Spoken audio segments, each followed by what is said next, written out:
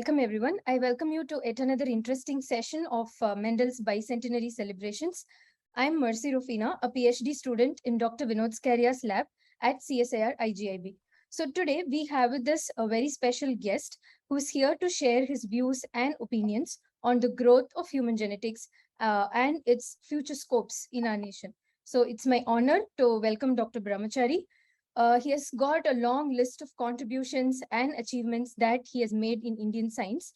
And to mention a very few selected things, so he is the founder director of Institute of Genomics and Integrative Biology, CSIR IGIB Delhi. And he was also the chief mentor of Open Source Drug Discovery OSDD project. And he has also conceptualized and led various large-scale projects, including the Indian Genome Variation Consortium and the OIR Genomics projects. His research approach has always been transdisciplinary and emphasized the need to integrate various aspects of biosciences like bioinformatics, molecular biology, genomics, and structural biology. So it's our pleasure to have you here for joining us today, sir. Thanks a lot. And since you've been in this field for such a long time, we want to know, like, what is your opinion about the growth of this overall field of human genetics over the past few decades, either be it research or education? What would you suggest? Like, what is your opinion about the growth or progress? See, I was never a student of genetics. I came to molecular genetics as a structural biologist. Right. And early 90s, I realized that my entry to biology was post double helix, understanding DNA structure. You know, when you go back to Mendel, you realize he was not a practicing scientist. He was a very field worker. And his observation based on that, he created profound theories. And even after his death, I think about 16 years, nobody recognized what he has contributed. And today you will call him as a father of genetics in the world, only post 1900. So I wondered, a man who has done this work during the age of 34 to 41 and had to become a monk in order to support his own education in the then German Austria, which is now Czechoslovakia. How was he at 64 when he passed away that nobody recognized his great contribution? So it is only post-mortem, after his death, 16 years later, when others repeated the experiment, they realized that that what a profound theory. And then, of course, it was taken further by Darwin. And combination of that, the field of, he is known for, I will say Mendel is known as the founder of the genetic science. And evolutionary biologist Darwin took it forward with natural selection, and which is the foundation of today's modern genetics. Right. If you look at, so what is the learning, you know, as we are celebrating 200 years of Mendelian genetics and Mendel's life, the learning I have that you don't have to be a specialist to contribute in science. Number two, you don't have to have extraordinary academic degrees and university education to actually contribute to fundamentals of science. Therefore, when I entered human genetics, I was aware that I am not a classical geneticist. You know, my wife is. She was formally trained as geneticist. So I could argue with her that why not we look at genetics from a perspective of structural biology? Okay. And I used to question how we know the DNA in a chromatin is continuous, how we know inside a chromosome that you see in under the microscope, the DNA has gone zigzag, the DNA has gone up and down. So I had how many unstitched end DNA has. So I had this natural curiosity as a structural biologist to approach the molecular genetics. And then I saw it is not possible, Mendel could do breeding of plants, but you cannot do human breeding like that. Right. So the development of genetics, pre-genomics, was through study of families. And after many, many years, you could discover one gene. So then came the Human Genome Project, which went what was called those days is reverse genetics, that you sequence the genome, then figure it out which genes are responsible for what. So my interest came into this area when I was interested in first 75,000 nucleotide sequence of the beta globin gene cluster was published. And I was interested, how come beta globin gene, you have embryonic globin, then expression shuts down, then you have fetal, and then you have adult. How is this programmed? And people who get thalassemia, some of them do not need blood transfusion that often because they have a little bit of fetal gene expression takes place, fetal globin gene. So they have a 3% expression, thereby their blood transfusion they don't need every 15 days. So my interest was purely to understand gene expression of this beta globin gene cluster. So I went to collect samples of thalassemia patients. And I realized that those days in our mid-early 90s, that there are parents who both has thalassemia carrier, and they have a second child having thalassemia. So it surprised me. I asked the doctor why it is so. He said there's no diagnostics in India. And we have to send samples to England, and it costs 10,000 rupees, and people can't afford it. I felt very bad because I was that time having the DNA sequencer in the lab, in Institute of Science, oligonucleotide synthesis facility. I was in charge. I had the PCR machines. So I said, oh, I should do something. That is how I got into sequencing thalassemia gene clusters and then identifying the mutations. And eventually, with the help of Bangalore Genie, I could transfer technology for these primers, which eventually was used for doing prenatal diagnosis.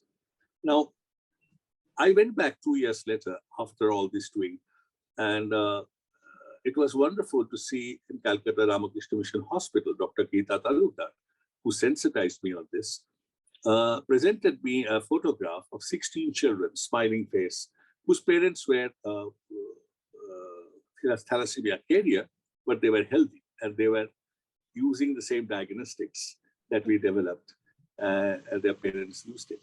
So, I realized there's a huge potential in this field. Although I'm not an expert, but I realized the opportunity with the Human Genome Project will bring in that we need an institution to do this. And we should be able to do that. And that's how my entry to genomics, to genetics and human genetics. Till that time, people were doing these experiments with mouse. And they will do breeding and checking whether gene is transferred. They were trying to develop disease models. I realized it is very expensive and high resource demanding. And India being a poor country that those days, we did not have enough resources. And therefore, we thought it is better that we look at the natural mutations that has happened in the population. Our failure of family planning became a boon for human genetics. Whereas in China, they practiced family planning so well that they do not have multi-children family. In the process, you cannot study complex diseases, inheritance, unless you have many, many progenies.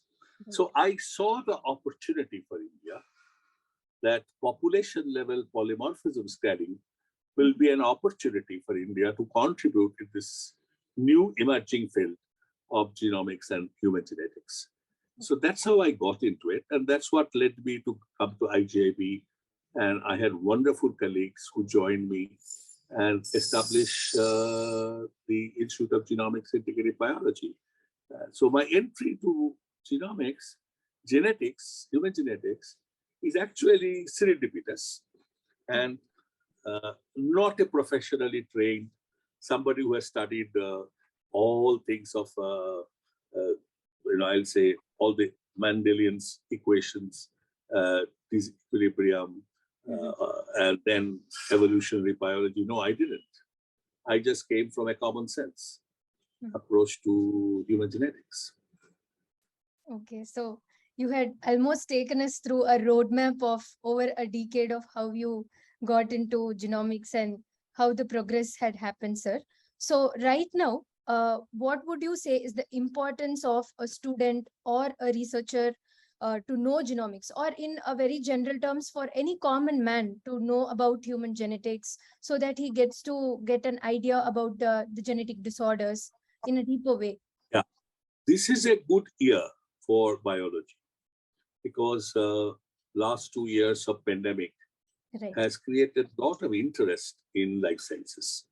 People are interested to understand genetic predisposition. People understand how antibody gets generated, vaccine, all this, even the R0 and whatnot. Everything people, the students, young people who are interested in space, suddenly they're interested in biology. Then they have also learned epidemiology and genomic surveillance and variants. So you can see it is a very good time for life scientists to encash upon. When public understands basic and understand the importance. So I will say last 2 years have been golden period for application of genomics to human health. Right. Now, India has, I think, 7,000 inherited disorders, but the more challenging is the complex diseases. So if you look at IGIB mandate, we took up complex diseases from schizophrenia, bipolar, asthma, diabetes, cardiovascular. The reason is all this needed large families to map and identify. And this is true for even the diseases of triplet repeat disease, where my interest was, and all the anticipation and the expanding triplet repeats leading to neurological disorders. So I will say last 2 decades have been, India never had, you'll be surprised if I tell you that I was the first person at Indian Institute of Science to isolate human DNA. Right. That's back in the 90s. India never worked on human genetics.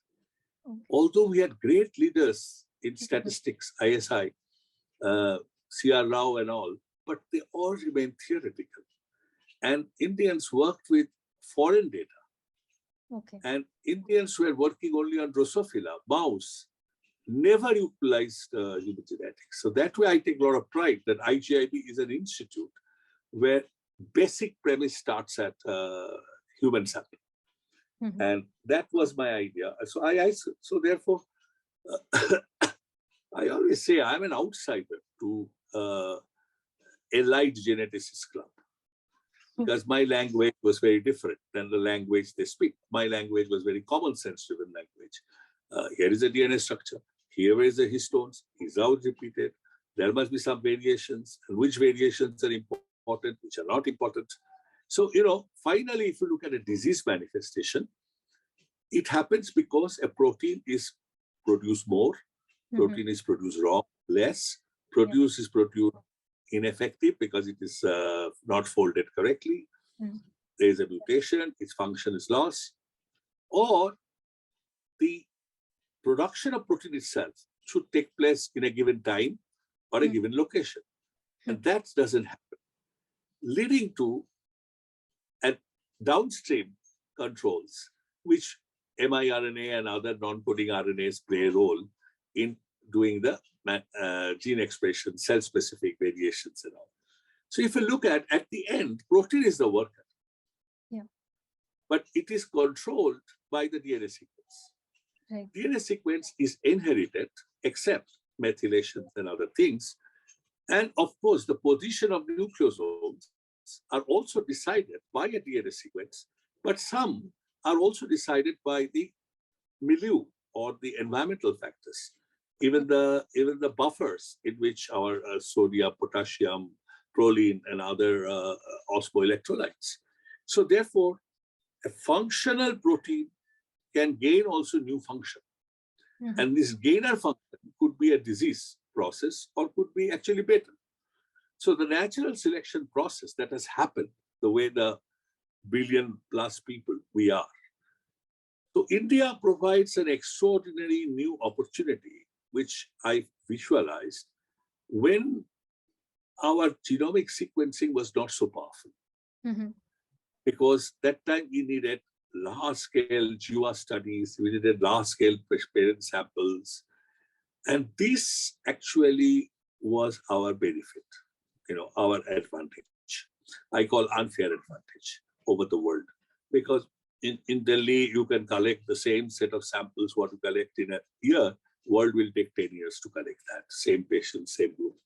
Right. So, but as the technology moved, as we came to single cell genomics, actually, you don't have that advantage anymore, right? You can now screen sperms and sequence them. You can create, molecular clones and sequence them. So you can actually make a difference, right? So therefore, our population advantage was there in late 90s, 2000, 2010, that till last decade, till the technology went up, where you can do even on a single cell genomics. Yes. So I used to say any advantage you have is short-lived, 10 years, 15 years. After that, you have to reinvent yourself. So I will say today, India has made major contribution to the world of human genetics, especially through the application of genomics technology, and also benefit to the people, right? Genomic diagnostics, which benefited the people. Right. There are three ways a genetic diagnostic helps. I mentored some startup here, the Genomics, and of course, IGIB also same way contributes. So idea is you can stop diagnostics odyssey. A patient goes to 7 doctors many years before realizing it's a genetic problem. Right. Second is you have to tell the parents that nothing can be done, right? Because it is a... Third, you can tell parents to go through prenatal analysis so that they can have a healthy baby. Now, the sad part is that 1/3 that nothing can be done. And that's a painful part of the human genetics. Any diagnostics, when 1/3 you cannot tell what nothing can be done. So therefore, I think what needs to be done is massive progress in therapeutics, including CRISPR-based corrections, including cell therapy, including new drugs that can overrun the truncated transcript. Let's say for Gaussian muscular dystrophy patients, if you can run through the transcript, you will get certain amount of protein, and thereby they will not die. So I will say same thing for some neurological disorders. Dr. Farooq has done some work with Wisconsin where potential drugs are there. So I think that's the future. That how do you make sure that 1/3 of the patient who comes to you at the clinic, that scientists have to say, I have a solution. And that's the future. So I think you have already answered for my next question, sir. Like I was about to ask you, with so much progress being done in the genomic technologies, the costs are coming down, and we are identifying a lot of variants. We have bulk data now. So what would be the future step that is needed to shape our national health policies in a better way, like for a better quality of living for the patients? You see, India has to be divided into 2 groups. Okay. There are HAPs, those who can afford. So those will be able to spend 50,000 rupees or 30,000 rupees and will get their genome sequenced. Like me, I have my genome sequenced, right? They will be in a card and they have the freedom to know or freedom to not to know. It is their freedom, right? You have to understand there's a huge ethics in it. Now, would I like to know whether I will have cancer? My answer is no. But would you like to know if I have cancer, what drug will work? Answer is yes. So this is very complex. And therefore, it is to a very individual driven, okay, decisions. Right. As a national policy, I think what is important is preventive health will reduce cost. So therefore, government should encourage people to do lots of prenatal diagnosis, because every child born with a defect is a big burden for the society. So therefore, what we need is our healthcare system to pay for, right? To pay for this as a free. So preventive health, and those who can afford, let's say, insurance policy, should encourage that you get your sequence done, then see the risk factors, whether your diabetes, cholesterol, blah, blah, blah. And in the process, you reduce the potential cost. But yeah, okay, you understand that you are likely to have a cardiovascular problem, diabetes problem, so you should do 10,000 steps walk, exercise. And if you don't do, then your insurance premium is higher, right? So therefore, there has to be an incentive so that the nation remains healthy. And we move from curative medicine, because, you know, in this country with a 1.4 billion people, 6 billion is government spends on healthcare, 30 billion is people spend from their pocket. It's about $30 per person. $30 per person, you cannot do curative medicine. So you need to come up with preventive medicine.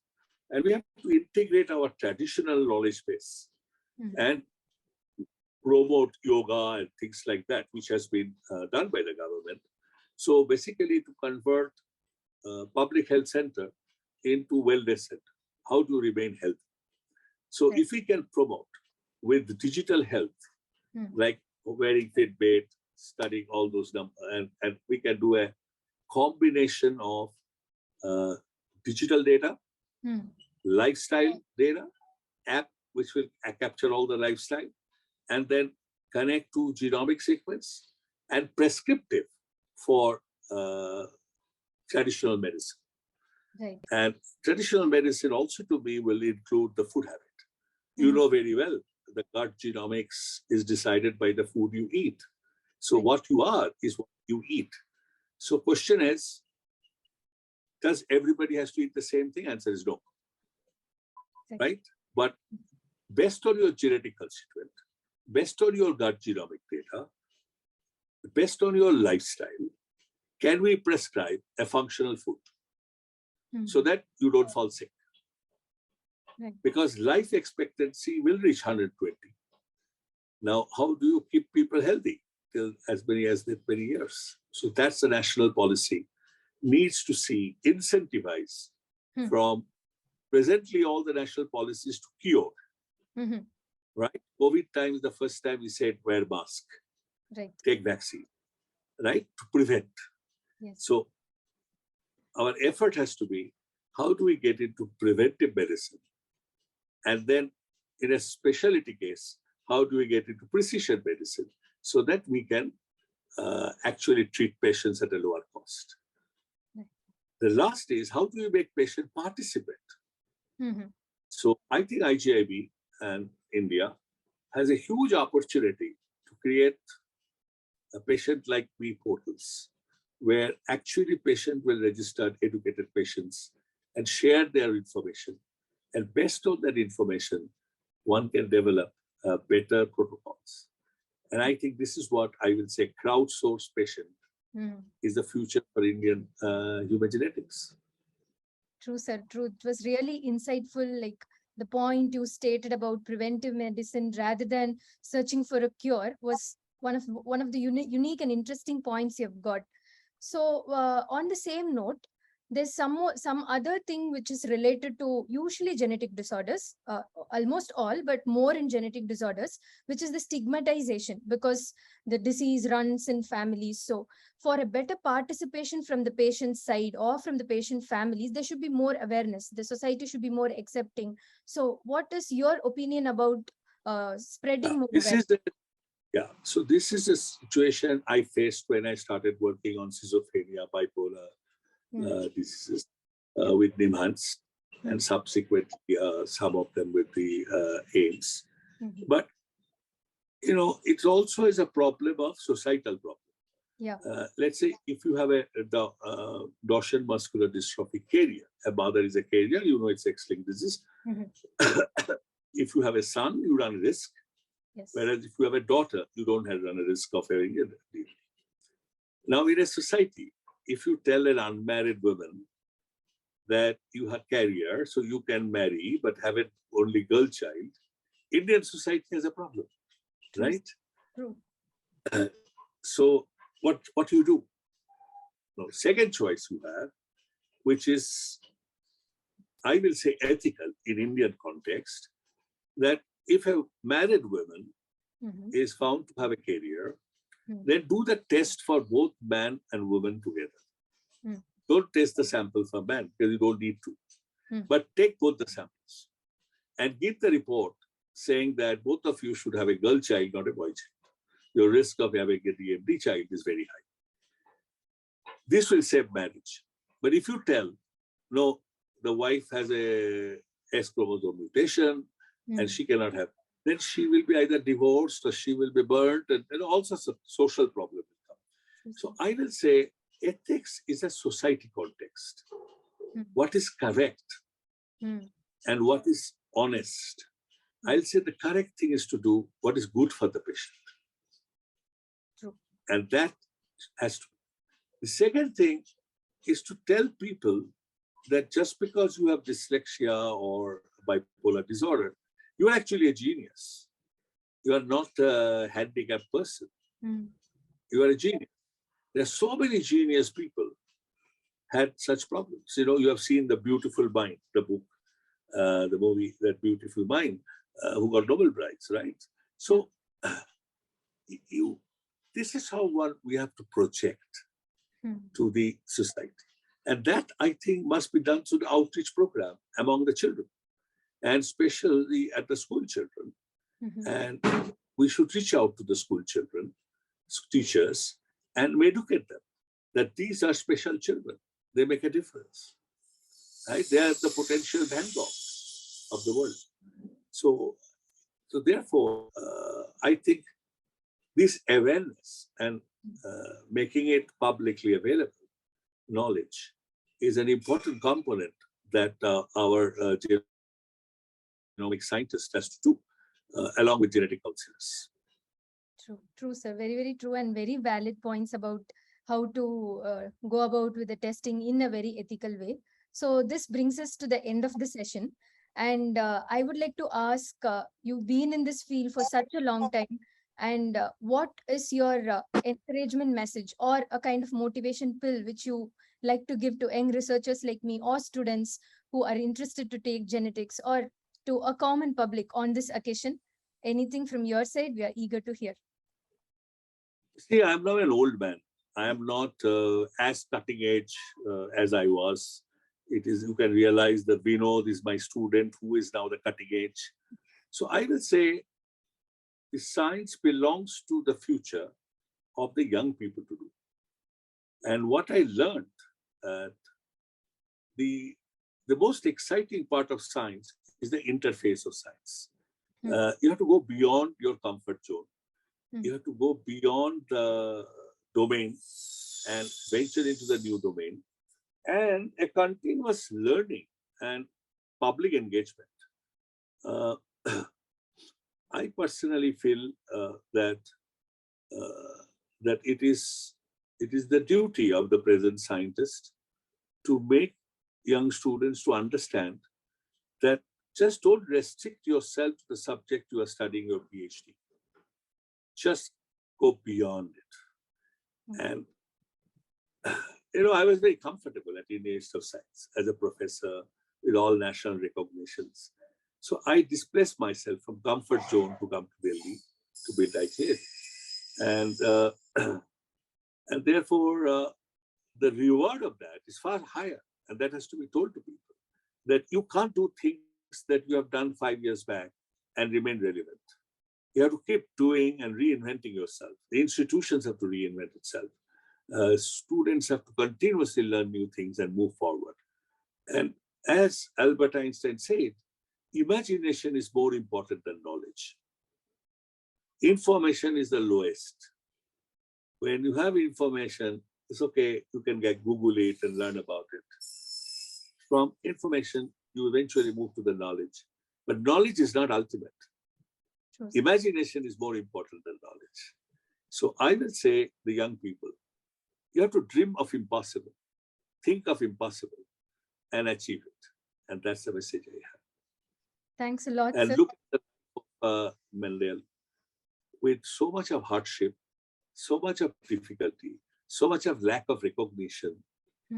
In spite of that, he made contributions, an amazing contribution that which the whole field today stands. That is my message. Do things beyond your expertise and knowledge. You will achieve bigger heights. Thanks a lot, sir. You have always been an inspiration for people like us, young researchers like us, and you'll never stop to be one. Thanks a lot for joining us for today's session and sparing your time, sharing your opinions and views, sir. Thanks a lot. Thank you. Thank you. Thanks.